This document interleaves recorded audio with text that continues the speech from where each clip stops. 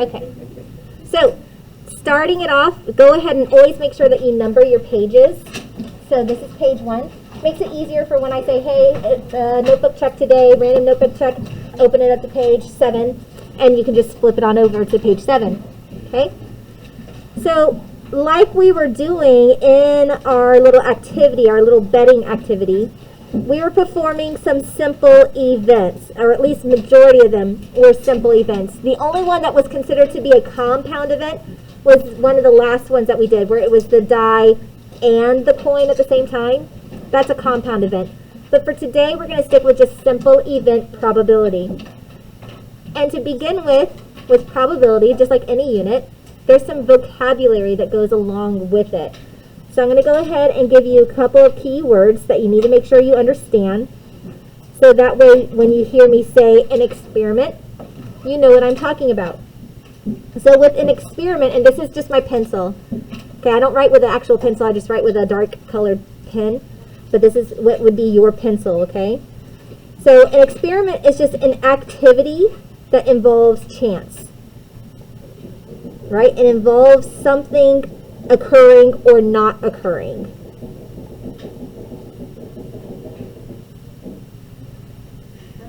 Okay, so when I flipped the coin today, that is an experiment. When I rolled the die, that is considered to be an experiment. Pulling pins out of the bag, that's an experiment. Then you've got what's called a trial. Now, a trial is how often are you performing that specific experiment. So for today, when I flipped the coin, I performed the experiment exactly one trial, because I only flipped it once. But if I were going to go, okay, hey, I'm going to flip this 50 times, and we're going to record what happens, that would be 50 trials. So I wouldn't say 50 times, I would say 50 trials. Okay, so that's that repetition, that repeated performance of your experiment. Repetition, or how often. The repetition of performing your experiment.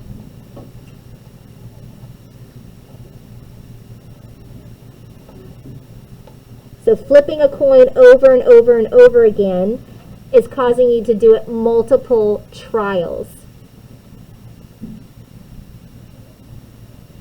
Now before, when Philip was talking about, hey, okay, we should bet this much because it has a 50% chance, or it has a 20% chance, he was able to figure that out because he knows the total number of outcomes that the experiment has. So an outcome is just the possible results of an experiment. The possible results of an experiment. So when we flip the coin has two outcomes. It has two possible things that we can land on. We can land on heads, or we can land on tails. An event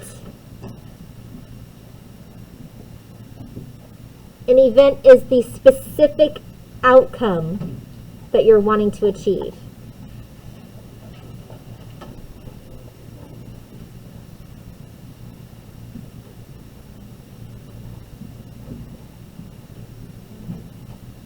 So it's what you're looking for. So when I said, hey, how much are you going to bet that it's going to land on tails? That's an event that I'm looking for, that I want to achieve.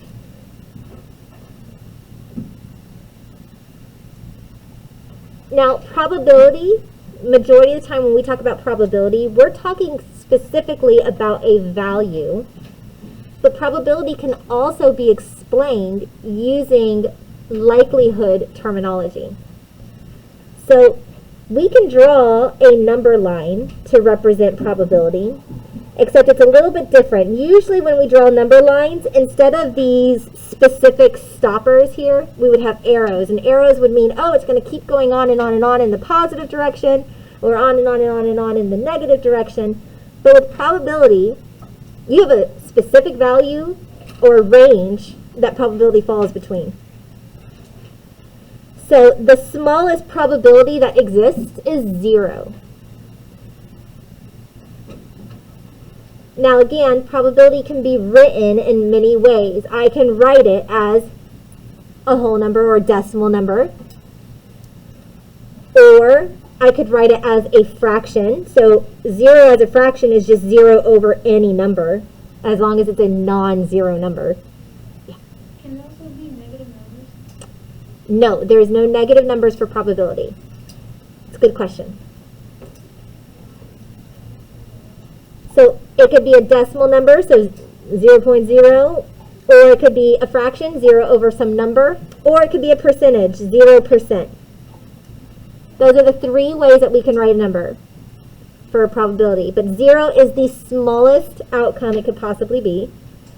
The largest outcome that it could possibly be, we could be 1 whole, so 1.0, or 1 over 1 as a fraction,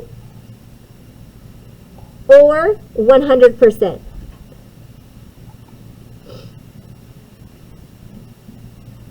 So probabilities range between 0 and 1 whole, or 0 and 100%. Okay, if it's not a percentage, it has to be 1 or less. Now, smack dab right in the center is where we have our half mark. 0.5, or 1 over 2, or 50%.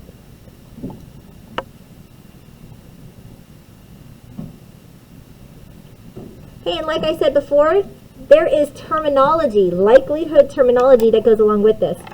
So at 0, I'm going to go ahead and identify that as my first color here for your all's notes today in blue. And the terminology that we use for 0 probability is the term impossible. And I'm going to write that in blue. If you don't have your colors today, borrow from the people at your table that are so ever nice and generous to offer and share with you.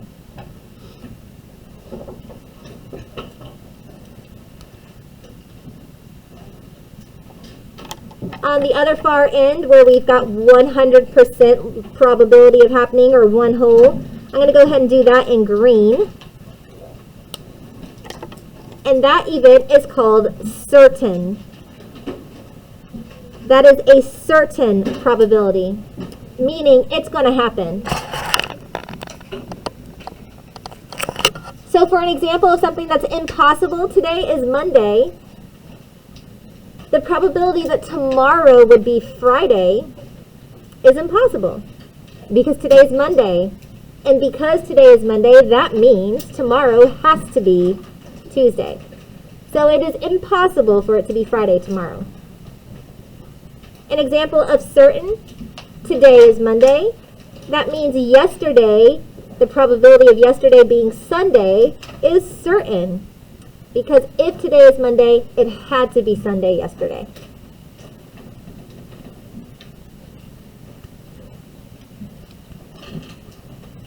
Okay, and then right in the center, I'm going to go ahead and do that one in pink. And this one actually has a couple of different phrases that we could use. The most common phrase, though, is equally likely.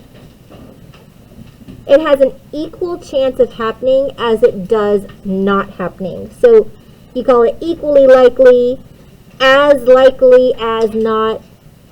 Okay, those are different phrases that all mean it's a 50-50 chance.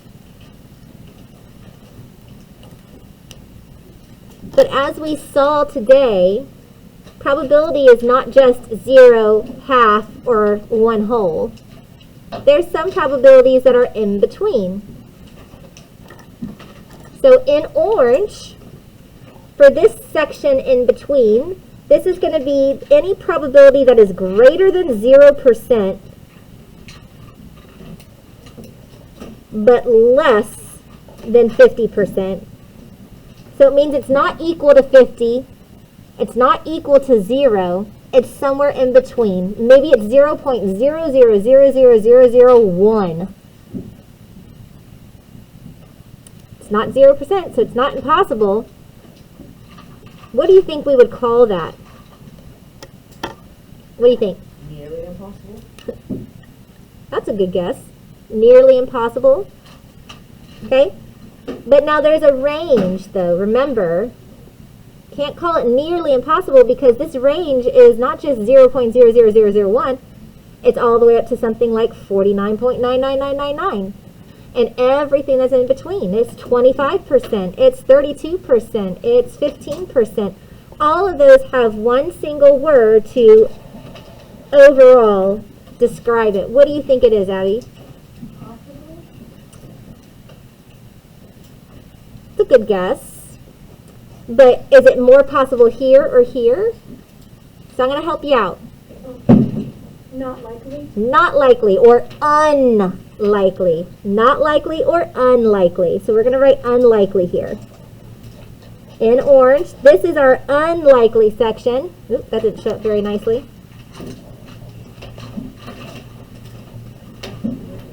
So that means it has a chance to happen. It does have a percent of probability, but the probability is unlikely. Now, as we get closer and closer to 0, you would call it significantly unlikely or extremely unlikely.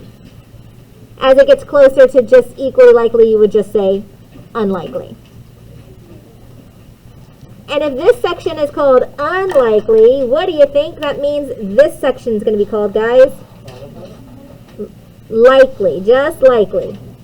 Okay, this section right here is our likely section.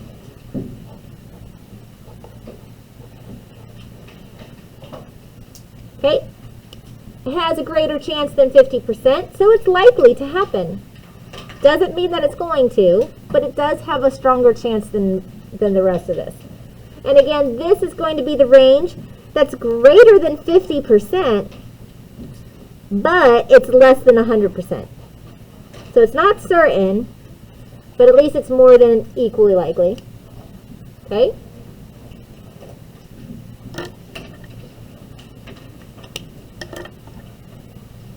All right, now let's talk about how probability itself is written, the format. So we're looking for probability of a value. The question is formatted in the following way. It's P, and then in parentheses, it's the specific event that you're looking for. So if I were to flip a coin and look for heads, I would just write P heads. That would mean probability of heads. So it's P and the specific event that you're looking for. And the way that you find that probability is you find, well, how often does that event occur? How many ways can that event be achieved out of my total number of outcomes that the experiment has?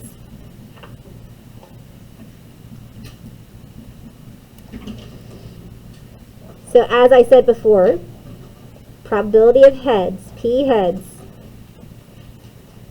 The event that I am trying to find is heads. And the total number of outcomes that I have are heads and tails, right?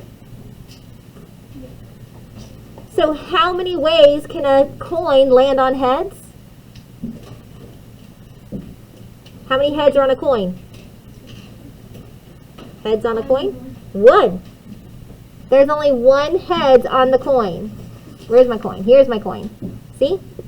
Here's my coin. Only one heads. This is heads. The other side is tails. So there's only one way to land on heads out of two sides, right? Side one, side two. There's two sides, heads and tails. So there's our probability. 1 out of 2, or 1/2, or 50%.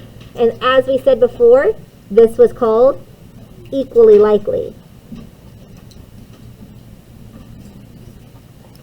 So again, it might be asking you for a specific probability. It might be asking you for the likelihood.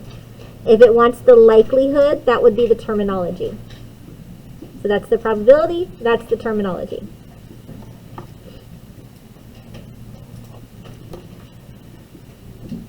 Okay, how about the probability that you're going to roll a number that is greater than or equal to 5. You're going to roll a number greater than or equal to 5. So you have a die, and you want to land on a number that's greater than or equal to 5.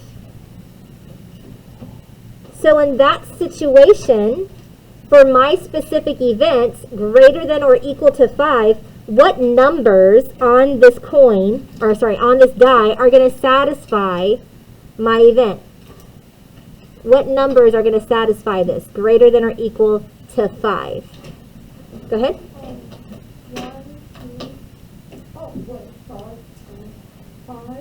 5? Well, it's a die, so it only goes up to what? Only goes up to 6. Okay, so the number 5 and the number 6. Those are the only numbers that are going to satisfy that, right? A 1 does not.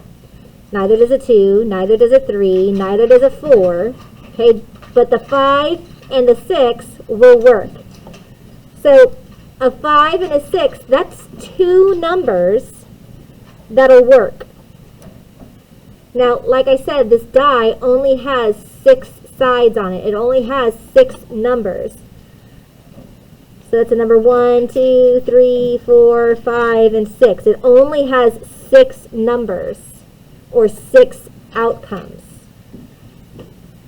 So 2 ways that I can get my event to happen out of 6 total outcomes. Now, 2 out of 6. It's not simplified. Okay, I know it's not simplified because based off of divisibility rules from last year, they're both even numbers. And if they're both even, that means they're divisible by what? 2. Good. They're both divisible by 2. Now, you guys will have a calculator with you when you're doing your assignments, so that if you forgot your divisibility rules or you're just having a, we'll call it an Omar moment. We're having an Omar moment, a little brain fart. I forgot if 2 over 6 can be simplified, so I could type it in my calculator, hit enter, and it'll tell me, hey, it's not simplified. It'll spit out the simplified version, which would be 1 out of 3. Thank you, Omar, for being a good sport. So this is an unlikely event. 1/3 would be considered unlikely. It's only a 33% chance. How about you guys try this one on your own?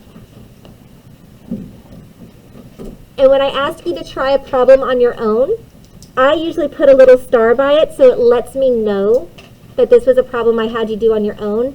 Do it in pencil.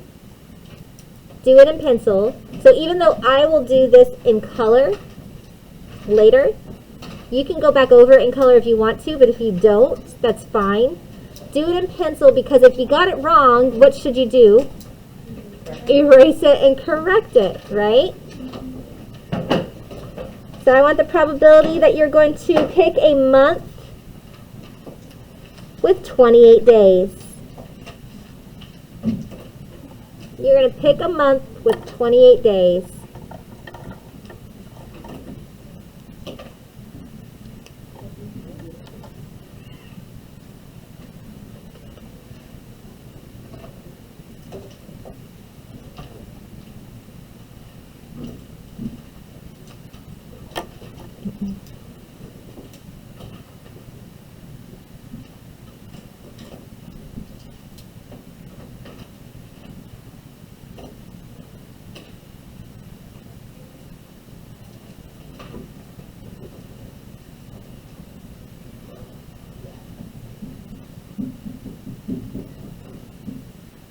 All right, who can tell me what's the probability that you're going to pick a month with 28 days? What do you think, Philip?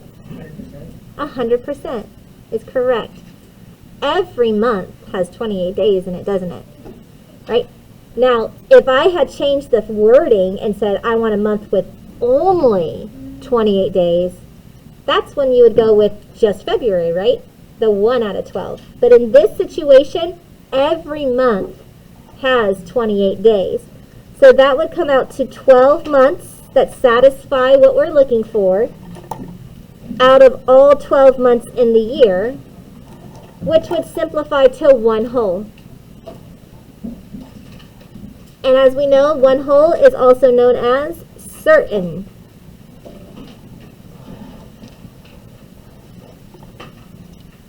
Okay, so I've run out of room on my page. That means we're going to be going on to page 2. So for you guys, if you would like, you can write on the back of your page, and that could be your page 2. Personally, I don't like to do that because my colors bleed through sometimes, and I don't like it bleeding through and showing up on the other side a little bit. So I usually go to the next page. But if you want to save room and write on the back for your next page, that is perfectly fine. Okay? Does anybody still need this page? Okay, I'm going to leave it up for maybe 20 more seconds.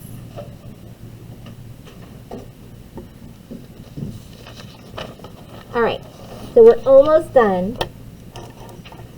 It's a pretty short section of notes today. So we're going to talk about a complement in probability. So for probability, when we talk about complement, and this is page 2, don't forget to put page 2 up at the top. For complement in probability, we're talking about the set of all outcomes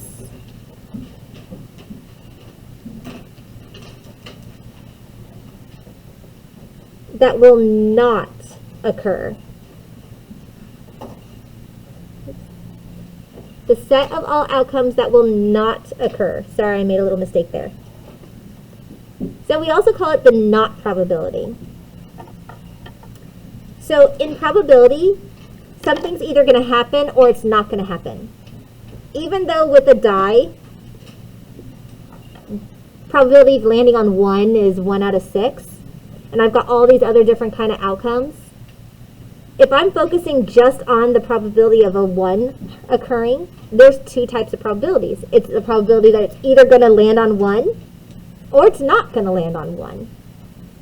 So it either happens or it doesn't happen. It's either going to rain or it's not going to rain. Okay? So that's called a complement probability. When I give you the probability that something will happen, and then you in return tell me the complement to it, which is the probability that it will not happen. So for example, if I'm telling you, hey, the probability of red happening is 3 out of 8. Probability that I'm going to pull a red card out of a bag of cards is 3/8. I want to know what is the complement.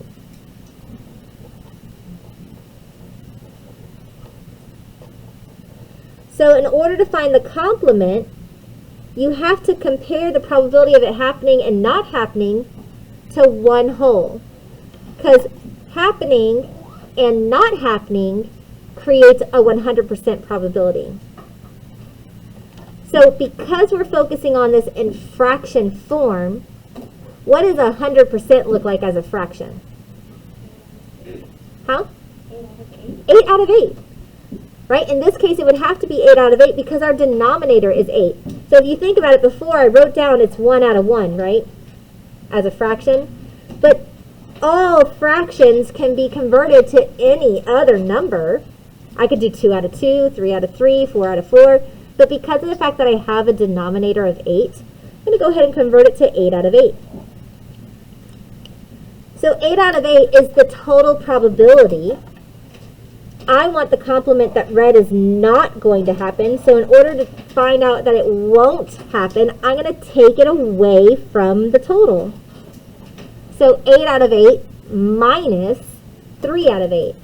And that's going to equal my complement, which is 5 out of 8. So 5/8 of the time will not be red. 5/8 of the time, it will not be red.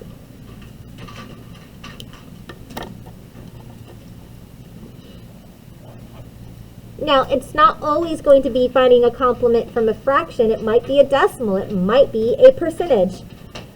So this morning, in first academic, we actually looked up the chance of rain today. So the chance of that it's going to rain today here around Northbrook Middle School was only 15%. So I want to know, what is the complement? So on your own, I'll put my star by it because that means you're doing it on your own. What is the complement?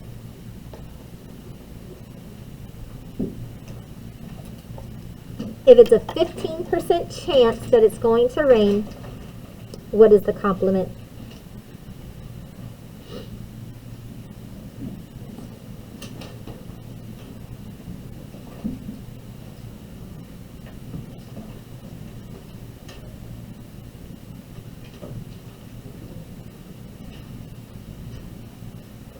All right, Jose, what'd you get?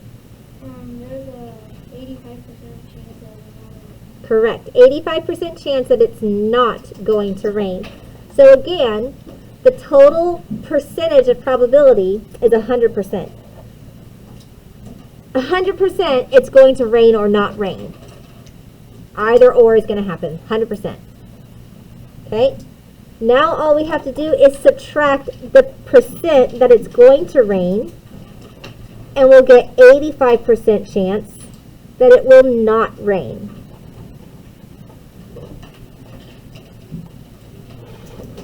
And that's a complement. Okay, so you have a very quick activity. It's just 6 questions, and it probably will take you like 2 or 3 minutes to do. Originally, we were going to do it on quizzes,